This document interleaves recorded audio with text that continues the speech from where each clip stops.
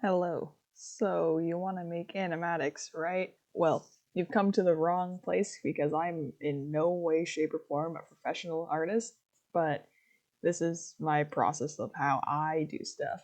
Alright, so first up, you're going to need an idea for the animatic, and mine usually appear when I'm listening to a song or kind of hear an audio randomly, and I just kind of think, hey, that would go work with this idea, or with these characters. That's literally it. I just make up things in my head as I'm listening to a song or something, and that's how I get my ideas. And sometimes I write them down in my notes on my iPhone. I have a note with all of my ideas currently. I have a lot because I'm lazy and I haven't gotten to all of them yet. But maybe eventually I will. Probably not though. Alright, the next thing you'll want to do is get all of your stuff together. You'll need something to draw on and an editing software. And I started out on this like cheap Asus laptop with a stylus. I think the program was Krita. It was decent. I mean, until my laptop broke, but it was pretty good. I think I used to edit on like CapCut or something on my iPhone. But right now I have my iPad with Procreate. And yes, I know that Procreate is meant for professional art, and I use it to draw stupid South Park characters, but whatever. And I use DaVinci Resolve for editing all my videos. It's free, and you get access to a lot of cool transitions and professional tools and stuff. But yeah, just keep in mind, it does require a decent PC and can get a little bit laggy sometimes. As for Procreate, it's a good application. It's like $12. You get access to great brushes. You can easily transport it because I use it on my iPad and I take it everywhere with me. I draw during lectures at school. It's great. Even if you're not doing professional art, it's very good. Now comes the fun part, drawing out the animatic. Yay. I draw things in order most of the time from the beginning of the song to the end. But I've done it before where I've drawn things out of order just to spice things up a little bit. I mean, it was fine that way, but honestly, just drawing things in order is easier.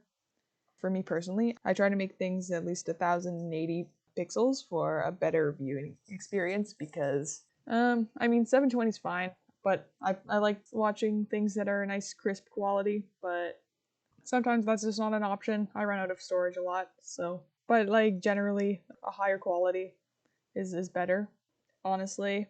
As for, like, the actual art part, I started out drawing, like, horrible things, and I think I improved after a couple years with experience. So, but yeah, don't stress out if you're a beginner artist because improvement will eventually come.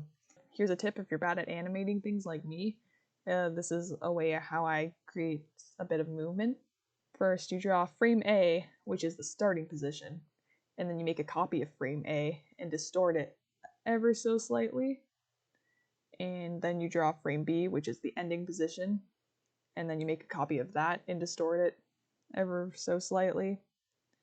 And then you put it in the editing program like this. Put frame A quickly to show the distorted frame A, followed by quickly showing the distorted frame B, and then you end with the normal frame B. This usually works best with like smaller movements, but it looks pretty smooth. It's not real animation, I don't think, but it works. For me, I like drawing a few frames at a time and then immediately putting them into my editing software, which just splits up the amount of editing I have to do. But if you want to, you could just draw everything and then edit everything at once. You're going to want to have your audio so that you can actually hear and line up the frames, which is basic knowledge, I know. And once you have the audio, you can just start editing. Yeah, you can start editing away. This basically just shows a nice visual representation of what an animatic of mine looks like in the editing process.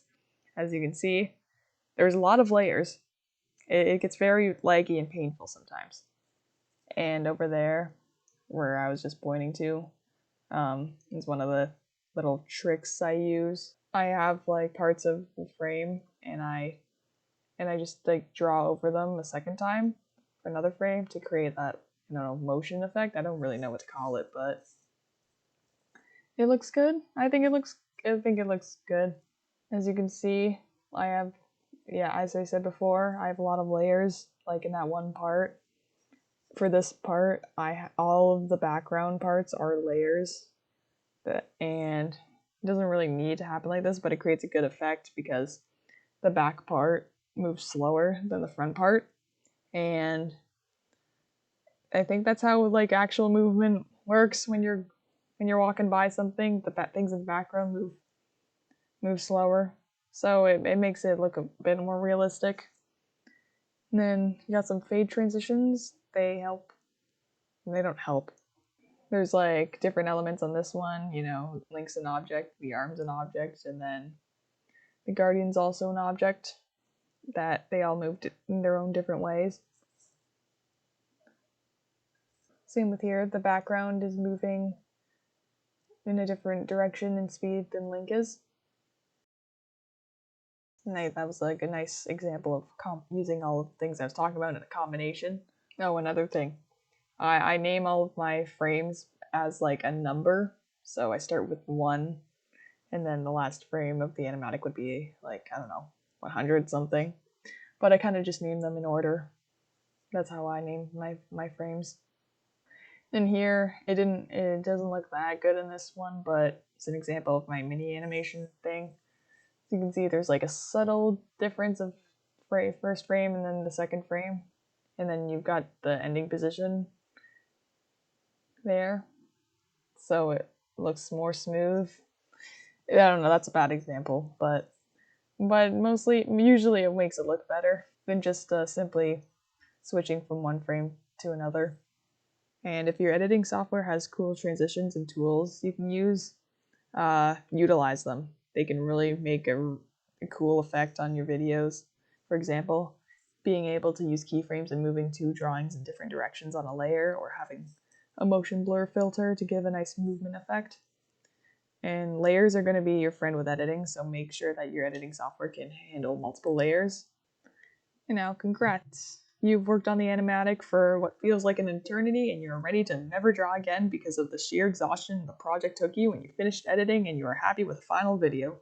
And exporting may take a while depending on the quality and length of the Animatic, so be prepared to wait. I've had to leave my computer on overnight because my Wi-Fi is terrible in my house, and it took that long to render onto YouTube. But, you did it. Be proud of yourself. Created an amazing piece of art that perfectly captures the story you were always dreaming to tell since last month when you were listening to an indie song about love or angst and related it to your OCs or something. And then afterwards, you're done the animatic, and then the realization kicks in on how much effort this took to make a 2-minute video, and then you realize you should have been a Minecraft channel instead.